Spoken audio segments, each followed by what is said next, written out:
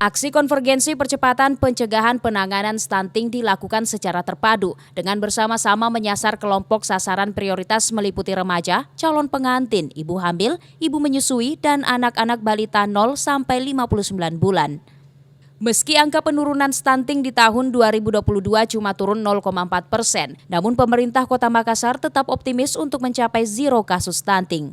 Wakil Wali Kota Makassar yang juga Ketua Percepatan Penanganan Stunting Kota Makassar, Fatmawati Rusdi saat membuka kegiatan Rembuk Stunting Konvergensi Aksi 3 Penanganan Stunting, mengatakan saat ini ada 20 fokus utama yang akan menjadi perhatian dalam penanganan kasus stunting di tiap kelurahan.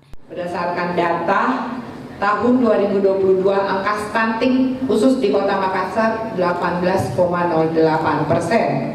Alhamdulillah di tahun 2023 kita mampu menurunkan 0,4% menjadi 18,04%.